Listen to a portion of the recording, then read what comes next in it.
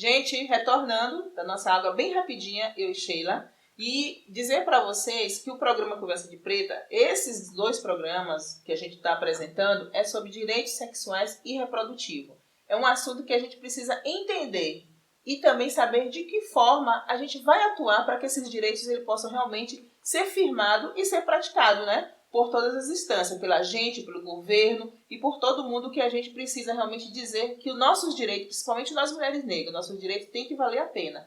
E eu estou aqui com Sheila Nascimento e a gente, antes do intervalo, a gente estava querendo saber, né? A gente estava conversando sobre essa questão da ministra que fala que a gente precisa voltar a um formato de sociedade cristã, vamos dizer assim. Então, é um desafio que a gente tem que enfrentar, mais um desafio, né, Sheila? Com certeza. Mas assim, pessoalmente, o Brasil, ela é um reflexo, né, de uma história, de uma cultura brasileira, né? O Brasil é um país super conservador. É um dos países que mais matam LGBTs, tem níveis de feminicídio altíssimo, de lesbocídio altíssimos. Então, Damares, ela representa muito essa cultura machista, lesbofóbica, né, no Brasil. E com relação o que ela vem colocando, na verdade não é muita novidade para a gente que é do ativismo, porque desde a Constituição, né, a gente vem lutando, vem buscando novas estratégias de diálogos, tentando trazer políticas públicas, construir discussões, debates, para pensar no bem-estar das minorias sociais. Mas, apesar da Constituição e tudo mais, as pessoas que estão no poder, elas refletem, sempre refletiram, na verdade, esse pensamento conservador. Então, os movimentos sociais, que são os movimentos de mulheres, o movimento negro, o movimento de lésbicas, foram realmente, né, os atores desses avanços que a gente teve até hoje. Então, durante esse tempo, né, até então, desde o processo de redemocratização e tudo mais, temos caminhado, como já tinha dito, muito pouquinho, mas a gente já tinha avançado bastante coisa. No governo Lula, né, e o governo Dilma, a gente conseguiu alguns avanços importantes, porque houve uma maior abertura para os diálogos. Mas é aquela coisa, né, a gente também sabe que toda vez que há um avanço em determinados setores, o conservadorismo sempre responde, porque isso é uma coisa histórica, isso acontece, né? E aí a gente teve esse retorno agressivo do pensamento conservador, de, né, não ter mais receio de falar as coisas, de ofender, de passar por cima dos direitos, de não ouvir. Então, na verdade, eu, quanto ativista, eu penso que, assim, nos últimos anos, a gente teve, no governo Lula e Dilma, desde o processo, né, de democratização, a gente tem construído um movimento de uma maneira, de um diálogo aberto, né? Então, foi assim que a gente foi se constituindo. Eu percebo que, atualmente, o que a gente precisa mesmo é mudar as estratégias, já que esse diálogo, ele já se fechou, está se fechando, né? E, da mesma maneira que as coisas mudaram, a gente também não pode mais permanecer, né? Então, eu acho que o grande desafio atualmente é esse, né? Pensar novas estratégias, novas formas de buscar a defesa dos nossos direitos, de defender as nossas questões, porque não vai vir de uma maneira fácil, né? A gente vê que aí a ministra, que é responsável por tratar desses assuntos, tem o pensamento conservador, ela não tem diálogo, ela tem falas absurdas, agressivas e que não tem trazido nenhum benefício. Então, a gente, nesses movimentos, eu acho que é isso, né? Pensar novas estratégias. Eu acho que dentro dessas estratégias, Sheila, a gente vai ver agora um quadro Mulheres de Si, que é justamente isso. Laura Augusta, ela foi buscar várias mulheres que estão tratando desse assunto pelos direitos sexuais e reprodutivos. E nesse primeiro quadro, ela traz também o depoimento de uma chará dela, que é a Laura Franco, que ela traz os usos das ervas, né? Essa ancestralidade, do cuidado do corpo, da mente, para a gente poder suportar realmente essa onda que está vindo cada vez mais forte. Mas a gente precisa resguardar esses segredos, que é isso que nos alimenta. E vamos ver isso com Laura agora, não é isso, Laurinha? Manda aí pra gente.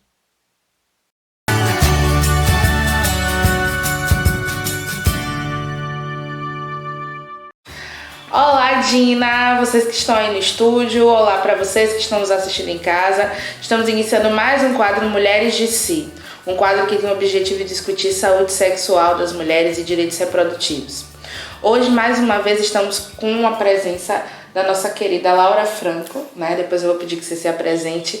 Eu sou Laura Augusta, mulher negra, psicóloga, e estou aqui também para discutir um pouco mais sobre saúde sexual e direitos reprodutivos das mulheres. Vamos iniciar com um provérbio de Mastela de Oxóssi que diz: sabedoria, quando é demais, vira bicho e engole o dono. Não é sábio aquele que se acha sabido. Tudo bom, Laura? Tudo bom, meu bem. Se apresente pra galera conhecer você. Claro. Então, eu sou Laura. Eu sou uma mulher do sertão da Bahia. Tenho uma ascendência afro-indígena, né? Venho de uma família de pessoas pretas e indígenas ali da região do Vale do Jiquiriçá. E trago o saber das ervas como um saber de linhagem da minha família. E é dessa forma que eu lido com esse campo de saberes, né, sobre a nossa saúde sexual reprodutiva, e é desse lugar que eu me coloco pra gente conversar um pouco. Ah, que ótimo.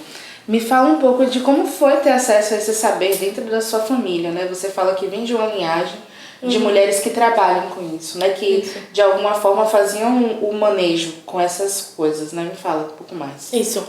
Então, a minha avó materna, né, chamada Inácia, ela tinha essa vida de ser lavadeira de ganho e ao mesmo tempo ser agricultora de si, né? Agricultora para a própria vida, ter ali no terreiro de casa as suas plantas. E recebeu esse ofício da reza de ramo, que é uma reza muito específica, né? Que está pautada nas folhas, e dos banhos de folha, a partir do pai dela, da mãe dela. E aí quando eu chego, através da minha mãe, que é filha dela, minha mãe já tinha esses saberes também muito incorporados, isso já estava muito no nosso cotidiano em casa, e desde muito criança esse costume, né, de lidar com as plantas para o cuidado diário, para o cuidado da nossa saúde integral e também para a nossa saúde da mulher, estava ali, quase que como uma coisa muito natural. Então eu só fui, na verdade, ganhar a dimensão de que esses saberes estavam na minha família, e que isso eram medicinas tradicionais que eu podia inclusive ofertar para outras mulheres já na vida adulta, porque para mim era cotidiano tomar banho de folha, fazer rezo, produzir unguento, estava ali no meu dia a dia, né? Eu fico pensando muito em numa certa dimensão de valores que é diferente, né? Vindo de um ambiente sertanejo e no ambiente urbano, por exemplo, os cuidados relacionados à menstruação, ou então até mesmo o processo de gravidez, né? Isso tem valores diferentes, estando aqui na cidade, inclusive pensando no nosso processo mesmo de aprender o que é o nosso corpo, como ele responde, como ele funciona com relação a isso. Como é que você vê, vindo desse lugar e olhando para cá, onde você mora hoje? O que eu sinto que mais muda nessa relação é essa questão com o tempo mesmo. Porque o tempo porque eu venho do sertão, mas eu venho de uma cidade, uma região muito pequena, né? Uma cidade muito pequena e que tem uma área muito mais rural do que a urbana. Então, esse lugar da vida mais rural, ele tem um outro tempo. Então, é como se é mais compreensível que no momento em que o sangue chega, a mulher se recolha. E às vezes na cidade não, o sangue chega e a gente precisa estar no trabalho, precisa 7 horas da manhã estar ali já no ônibus para chegar no trabalho e começar às 8. E aí, poxa, é um tempo de recolhimento que às vezes não dá pra gente respeitar como deveria, né? Então, eu sinto que eu passei a fazer um uso muito maior das ervas aqui, porque eu sinto que é uma realidade que pede mais esse cuidado. Porque como eu não posso me recolher, como eu não posso dar o tempo que o meu corpo pede, né? Já que o nosso corpo é cíclico, a gente tem que, de alguma forma, cuidar mais para ele estar adaptado a esse mundo louco, frenético que a cidade tem, né? Sim. Pensando que esse saber ele tem um sentido comunitário, né? De ajudar outras pessoas, né? A gente escuta a história das nossas mais velhas, né? De pessoas que nasceram de uma forma e por conta daquela reza, por conta daquele banho, daquele unguento, a situação se resolveu, e outras questões também, né? Elas são figuras responsáveis por esse cuidado, né? As mulheres, principalmente as mulheres sertanejas, as mulheres negras, nutrem comunidades inteiras, né? Então, pensando muito assim, na relação com as ervas, na relação das mulheres com esse autocuidado, né? Como é que você enxerga hoje a situação que nós vivemos aqui, por exemplo, em Salvador? Então, Eu concordo bastante com você, assim. Eu sinto que a cidade aparta a gente muito desse saber e eu acho que um dos principais motivos é porque a gente não tem contato direto com a terra. Então a gente consegue muitas vezes ter algumas plantas em casa, muito mais plantas ornamentais do que plantas de cultivo para o cuidado, né? E o saber com as plantas é um saber vivencial. E ele é um saber que ele se passa pela oralidade. Claro que a gente tem hoje em dia muitos livros, né, muitos artigos, muita produção científica sobre tudo isso. Mas onde o fundamento desse saber está é na oralidade. Por isso que eu trago muito para mim essa responsabilidade desse saber como um saber de linhagem, né? Então, o que eu acho que a gente está fazendo é que as mulheres que têm esse chamado, ou que já trazem essa consciência de um caminho ancestral, a gente está se organizando em redes na cidade, para nutrir outras mulheres que às vezes não têm acesso a esse saber dentro das próprias famílias, ou que não têm como fazer o próprio cultivo, né? E eu sinto que é um processo que está mudando bastante, assim. Claro que é uma micropolítica, né? É uma coisa pequena ainda. Mas a gente entende também que o movimento pequeno reverbera, é que nem uma pedrinha que cai na água e, né? Aquilo se alastra pela água inteira. Então eu sinto que é esse trabalho de formiga, né? Sou eu com as minhas amigas, com as mulheres que eu encontro, é a gente aqui com esse programa, é Kandai com a Casa da Lua, de repente são as mulheres na Chapada, né? Com o projeto do Mulherada Se Levante. Em cada canto tem alguma mulher plantando esse saber e fazendo ele retornar pra gente. A gente está retomando eles, né? Eu sinto que é como se fosse algo que nunca morresse. Né? Que apesar de não ter talvez a mesma possibilidade de crescimento, né? De comunicação com outras pessoas, ele acaba tomando outros valores, outros sentidos, mas permanece, né? Na vida das mulheres, passando de geração em geração, contato com uma, contato com outra, né? E hoje, pensando muito na vida das mulheres urbanas aqui, né? Eu gostaria muito de saber, por exemplo, como isso pode estar à disposição, né? Esse conhecimento, esses saberes, inclusive, assim, o que você acaba trazendo enquanto empreendimento.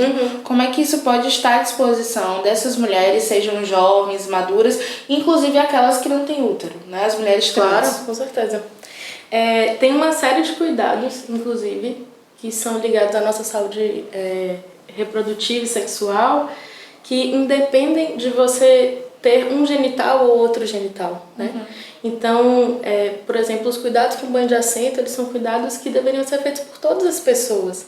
O que acontece é que nós, mulheres, temos uma cultura de cuidado com a nossa saúde reprodutiva e sexual que às vezes não está amplamente difundido, né? Todas as pessoas, em suas mais diversas condições de gênero e sexualidade, deveriam nutrir esses cuidados, deveriam construir esses cuidados. Porque a gente cuidar da nossa saúde reprodutiva e sexual é a gente também ter esse cuidado com a nossa parceira, com o nosso parceiro, com a nossa comunidade, né?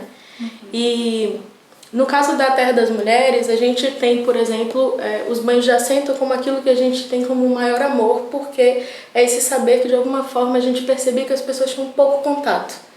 Mas tem muitas formas desses saberes chegarem, né? O banho de assento é um processo de infusão ou de maceração e que você produz um chá muito forte, uma espécie de banho de folha, onde você literalmente assenta, né, a sua pelvis ali para o cuidado. Mas você pode fazer os cuidados através de chá, que é uma coisa mais simples, que às vezes você não tem esse tempo de parar e ficar aqueles 40 minutos no banho de assento, mas você pode tomar um chazinho, né, e fazer um ciclo de cuidados com os chás, né? A gente esquece que a pele é um órgão completamente poroso e aberto, então a gente pode fazer oleação com óleos de plantas, óleos de ervas, né? Produzir tinturas, tem muitos caminhos. Até o processo de incensar. Parece tão distante, né? Pensar, mas como o incenso vai cuidar da minha saúde sexual e reprodutiva? Sim, porque o processo do incenso traz um lugar. Primeiro que a gente trabalha um elemento específico, que é o elemento fogo, associado a um outro elemento específico, que é o elemento ar, que a gente tem que lembrar desse processo elementar mesmo do cuidado. Mas, para além disso, tem esse processo aromaterápico, né? Como o cheiro também, né? Entra no nosso corpo e cuida. Isso é verdade. Então, tem um campo do cuidado sutil, né? O que a gente faz na Terra das Mulheres é a gente produz essa diversidade de caminhos e oferta essa diversidade de caminhos para as mulheres e para as pessoas. E a gente gosta muito quando as mulheres nos procuram para a gente fazer um processo mais de acompanhamento pessoal, né? Então a gente fazer um atendimento, fazer uma consulta e pensar o produto diretamente para aquela mulher. Mas a gente sabe que tem conhecimentos que são básicos e que alcançam a maioria das pessoas, né? Isso é verdade. Fala um pouquinho, então, já que você entrou nesse assunto, né? Um pouquinho mais sobre o seu empreendimento. Tá. Terra das Mulheres. Então, a Terra das Mulheres, ela é firmada junto com a minha companheira Yasmin Ferraz, né? Que é uma mulher que é doula e aprendiz de parteira e que também tem esse saber da herbaria, né? No caminho da linhagem dela. E a gente firmou nas redes sociais um ponto de comunicação com as pessoas. E a gente, durante um tempo, a gente fazia uma série de cuidados com nós mesmos e depois a gente começou a tentar sistematizar esse cuidado para o maior número de mulheres. Então a gente tem uma linha de cuidados gerais, que podem ser para mulheres em diversas idades e fases da vida, e a gente tem uma linha mais específica para o cuidado, por exemplo, com mulheres gestantes e puérperas, porque como a Yasmin é uma mulher que está muito fincada, né, nesse campo da parteria, da doulagem, nem sempre as ervas que são possíveis para mim, por exemplo, que não estou gestante, ela é possível para uma mulher que está no processo de gestação, né? Tem uma erva muito específica, por exemplo, o barbatimão, que é uma erva muito poderosa, na verdade é uma casca muito poderosa que a gente usa em determinados ungüentos que a gente produz e que para as mulheres gestantes, por exemplo, ele já não pode ser usado porque ele tem esse processo de chamar o movimento para a terra, né? Chamar o sangue para descer. E aí, para uma mulher que está gestando, o movimento é o contrário, né? É a terra sustentando o ventre para cima. Só no processo do parto é que a gente volta de novo a firmar o movimento para a terra. Então, compreender como que a planta trabalha no ciclo a partir de que momento aquela mulher está, né? Então a gente tem muito esse interesse, esse cuidado, assim. Eu já fiquei com vontade. E onde é que as pessoas podem encontrar esses produtos? Tá, a gente tem um Instagram, @Terra das Mulheres, tá? Então por lá vocês conseguem contato tanto comigo quanto com Yasmin, tanto para tratar desse campo da saúde sexual reprodutiva, mas também para consultas mais amplas, né, sobre essas questões do trabalho com a doulagem, com o campo da gestação, do parto e pós-parto, né? Que a gente tem muito esse interesse e esse mergulho nesse campo. E volta e meia a gente está, de fato, fazendo formações presenciais, né? Através de projetos, e a ideia é realmente fazer essas ações de formiga para que mais e mais mulheres retomem esse saber. A gente oferta esse saber porque a gente sabe que muitas mulheres não têm ainda esse saber retomado. Mas o nosso desejo, profundamente, é que as mulheres comecem a, de repente, comprar um produto, comprar outro produto, e daqui a pouco um dia elas falem assim, olha, eu fui ali, colhi umas plantas, eu plantei a minha erva, eu produzi meu banho de assento, e cria essa autonomia, né? É muito importante que esse saber seja um saber autônomo. A gente não pode entregar a nossa saúde a terceiros, né? A gente tem que construir autonomia sobre o nosso cuidado. Tá bom, Lara, muito obrigada por esse encontro, por essa conversa, por abrir sua casa pra gente, né? Não só pra mim, mas pra todo mundo que tá em casa assistindo esse programa, que foi um programa que a gente conversou bastante sobre o uso das ervas, sobre a história de Laura, uma linhagem de saberes a respeito das rezas de Rezas de ramo e outros saberes que nós podemos construir, não apenas de forma individual, tendo essas ervas dentro das nossas casas, mas principalmente de uma maneira coletiva, até porque nós estamos inseridos, né, numa comunidade, e cuidando da gente, a gente cuida das pessoas também, de alguma forma, né? Muito obrigada mesmo. Um prazer conhecer você, o seu trabalho. Sim. Tá Obrigada certo? a vocês, obrigada pelo convite. Eu acho que o caminho é mesmo esse, a gente fortalecer essas redes, trocar saberes entre nós, relembrar umas às outras, né? Tem uma imagem que eu tenho dito pra mim mesma e que, como ela tem ecoado muito forte em mim, eu tenho falado para outras mulheres, que às vezes a gente procura muito o nosso caminho à frente da gente, mas tem um monte de gente que veio antes de nós. Então vamos olhar para trás e perguntar a esse povo por que eles trouxeram a gente até aqui. Porque se essas mulheres me trouxeram até aqui, elas tinham um propósito para o meu caminho e eu preciso honrar esse caminho. Eu gostaria de agradecer a você que está nos assistindo, você mãe de família, você que está voltando da escola, você que ligou o canal agora e está passando esse programa maravilhoso, que a gente acabou de conhecer várias coisas interessantes para nossas vidas, né? Agradecer muito pela audiência, agradecer ao apoio do Fundo Elas, Iruquerê Filmes, TV Quirimurê. E se você tem alguma dúvida, manda um e-mail pra gente, manda uma mensagem pra gente, segue a gente nas redes sociais, certo?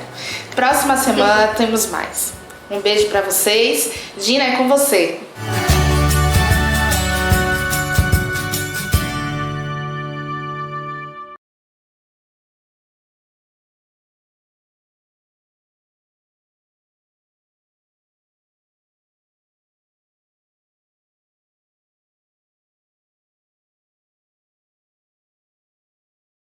Então, gostaram? Viu que interessante o que Laura Franco traz? Essa questão da ancestralidade, né? Essa coisa que era da avó dela, que passou para a mãe dela e que hoje ela é a guardiã desse segredo de lidar com as ervas, do cuidado com as outras, para a gente realmente fortalecer essa unidade e também suportar também esses disparatos, né? Dessas pessoas conservadoras que estão aí. E aí a gente para um pouquinho, daqui a pouco a gente volta com ela de novo, que eu quero que ela me diga, e o Estado, o que o Estado tem a ver com isso, né? Com nossos corpos. O Estado realmente é dono dos nossos corpos? Eu quero ouvir isso de Sheila daqui a pouquinho. Já, já.